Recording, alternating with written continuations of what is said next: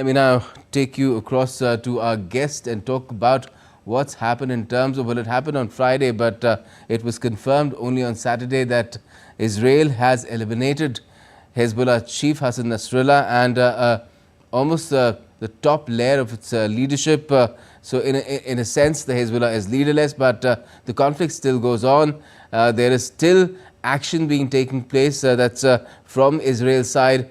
There are explosions that are being recorded in Beirut, and at the same time, sirens went off in even Tel Aviv in central Israel because there were rockets fired at it from Yemen. We have with us now Lieutenant General Sanjay Kulkarni, retired, former Director General Infantry, with us, well-known security and strategic expert. Lieutenant General Kulkarni, thank you for joining us. What do you make of the situation in the first place? The Hezbollah seems to have been left headless by this action, despite the kind of tremendous pressure that was being exerted on Israel to de-escalate the situation, despite what happened at the UNGA as well, where you had Benjamin Netanyahu saying that we're ready to make peace if the Hamas concedes, in a way, completely, gives up arms, surrenders, returns the hostages. But nothing of that sort is happening. It's only escalation that we're seeing. Thank you, Gautam. I think a very volatile situation in the Middle East, primarily because much that Hezbollah for a long time thought that there would be, Iran probably thought that the ace was with them and that Hezbollah would be able to do what the Iranians wanted, but it didn't happen. The pagers, the walkie-talkies, the solar, this thing, all of these blasts that took place almost wiped out 70% of the leadership of Hezbollah. Now, 70%, and that too, commanders of the southern Lebanon, the commanders of the rocket forces, the commanders of the other, this thing, all of them being knocked off. And Nasrallah was one who was carrying on with some of his. And he also, now, not the Israelis, but also Hezbollah have accepted that, yes, Nasrallah is dead.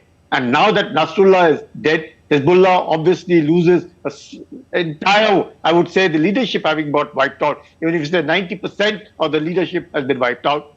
Well, a non-state actor with a huge military force, had almost 150,000 rockets, about 30 to 50,000 fighters, drones, tanks, artillery guns.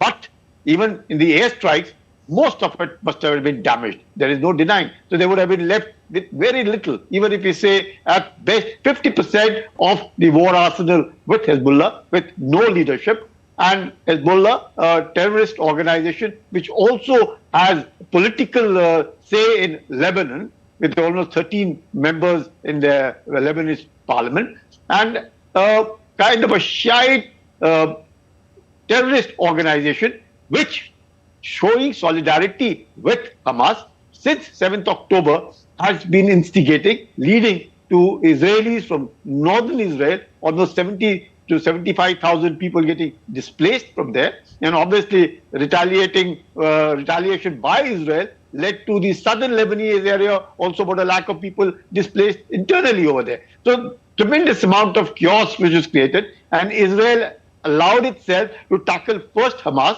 but Hezbollah continued instigating, showing solidarity, and obviously all of it which Hezbollah draws its strength is from Iran, be it funding, be it weapon supply, be it training and everything, even the morale and the backup that it is all coming from Iran. So Iran with Hamas, with Hezbollah and Houthi, obviously gets a setback, with the walkie-talkies and the pagers going off, put entire Hezbollah on the back foot. And now with Nasrallah going, has also put Iran on the back foot. You see how Khamenei himself has now gone in hiding. That shows that Iran also is absolutely, very, very apprehensive that something just might happen to them. So now we see a situation in which Hezbollah, which thought it could, they probably felt that Israel was in the back foot, having not been able to totally obliterate Hamas or the entire fighters in about 11 months, and that they could do what they wanted to do. It didn't happen. I think Hezbollah has lost the battle. Hamas has lost the battle. Now it's the Houthis that are there who might just again be doing it in the Red Sea. Well, But the then Houthis, it's very interesting. I mean, the day this killing is announced, the Houthis shoot off one rocket which is easily brought down by the air defenses that Israel has. It's almost as if they're calling attention to themselves and they want Israel to go after them. it looks like, Gautam, absolutely. You know, with Americans having 2 aircraft carriers there, 40,000 of the troops in and around there are more additional troops going in. I don't think anybody now stands a chance. It's better right now. It would be in the interest of of Iran more than anybody else, because all these 3 are proxies of Iran, that they must, if not surrender would be the word, but at least call for a ceasefire, walk up and say it's over. And it would be so much better that maybe out of 100, I understand about 30 of those hostages may be dead, there may be 70 odd hostages still left over there. They should be released instantly, primarily to ensure that it must not escalate wherein it goes out of control. I don't think Hezbollah can do, but even if there are 50,000 rockets left with them, and even if they're unguided, even if there's an iron dome, there are all chances of them falling somewhere or the other, because now it's desperation which they would be wanting to do. And to avoid that desperation being caused, it is better, I would personally say, because with Hezbollah, it's a fight with Hezbollah, not Lebanese. Now, Lebanon is not just Hezbollah. Hezbollah is just a small 35% of the entire, but it is almost blackmailing the entire Lebanon. The 30% Christian community are being suffering, 30% of the Sunni community over there suffering. So you find Hezbollah is almost hijacked Lebanon, resulting in southern Lebanon where they were not supposed to operate, because between the Blue Line and the Litani River, that was to be with the United Nations interim force in Lebanon, where they had about 11,000 people from 50 countries. And from 1998, even the Indians were part of that uniform. So you find that 50 countries unable to rather rein in Hezbollah over there, resulting in southern Lebanon being attacked again and again by the Israelis. I sincerely hope, because now the Israelis will be all set, if in case required, for a ground invasion, because the UNIFIL is there. They are virtually like the eyes and ears. They know exactly what is going on there. Yes, I guess a lot now hinges on what Iran does, because its proxies, 2 of them at least, Hamas and you have the Hezbollah, have been rendered practically toothless. There's the Houthis who keep on making pinpricks, but Israel is not really perturbed too much by that. Even the US, they shot at their ships and they were also, their missiles there were also taken down over the seas.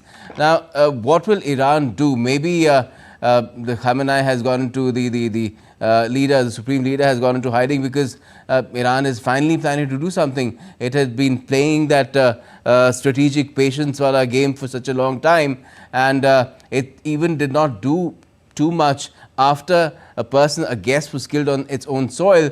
But now, do you think Iran will finally say that enough is enough? See, with the death of Hania, obviously Iran is, feeling very, very cut off, that someone who had come in for the presidential swearing in had been knocked off over there. So that's a big blow to them. Iran probably has never been in such a situation where they had to almost, the leader had to go into hiding. So that shows that Iran is now not very comfortable, and probably feel that the heat would now move on to Iran, with their proxies virtually being eliminated slowly and steadily. See, ultimately, Gautam, neither can the Israelis do away with Hamas, Hezbollah or Houthis totally. Of course, the leadership will be obliterated, a lot of their fighting strength will go, all that. But to do away with it is impossible, and neither can they. Now, if you see the manifesto of Hezbollah of 1985, 3 salient points come out that they must. The first point is no Western influence in the Middle East. Second, that we must, totally obliterate Israel. Now, is it possible? And third is, of course, pay obedience to the revolutionary leadership of Iran. Now, this kind of a proxy has been created by Iran for the leadership in the Middle East. I don't think Iran is now time. IAEA knows exactly this. Iran standing vis-a-vis the nuclear setup, how much of they are able to go, whether are they capable or not capable, or are they biding time to ensure that they could just about develop something very close in the next few months.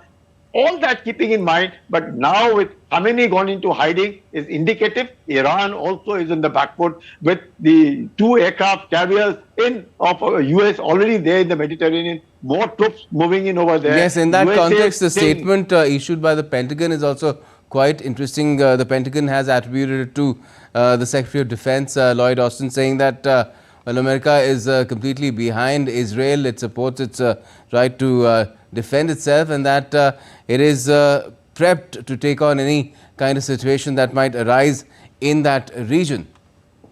Absolutely, absolutely. And imagine America, despite, of course, America doesn't want it. France has been playing a sizable role in Lebanon because it was involved in Lebanon for many, many years and it has good relations with them, wanting to diffuse the situation. The Americans have tried their level best to diffuse the situation. But so Iran didn't seem to anyway put a block. And this sudden, the entire pagers and the walkie-talkies going off indicated that 70% of the leadership finished then, and now almost about 95% of the Hezbollah leadership is gone. All those brave talks that no, we have second-rung leadership and third-rung leadership, it's not possible because they are not a regular force from that point of view. Much that they may have been trained by the Iran Revolutionary Guard, equipped by them, financial support by them, but they are after all non-state actors. They are not regular armies, though they may be having a strength, but not the quality that they may be desirous of fighting a pitched battle with Israel, which is a very, very professional army.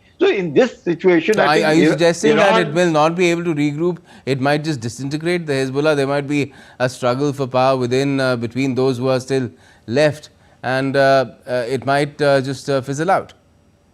I think in Lebanon, yes, because Lebanon, they have a problem because they have hijacked Lebanon, and Lebanon knows what happened to them in the 34-day war and what actually happened to Beirut thereafter. But now Lebanon is, I'm sure the Lebanese will put in a lot of pressure on Hezbollah and the remaining people that enough is enough. Do not destroy Lebanon. Let it not become yet another Gaza. This thing. So in that point of view, with sizable population against Hezbollah, both almost 60% population would be against Hezbollah in Lebanon itself, unlike Gaza, where the population much that they would not want Hamas, but they were all there politically also, and the kind of the terrorist organization that they were, presuming that 95% people were with them, but it is not so in Lebanon. So there is going to be pressure from Lebanon because Israel is not fighting Lebanon. Israel is fighting Hezbollah and the terrorists over there. They're fighting those people over there. So I think there will be a lot of pressure.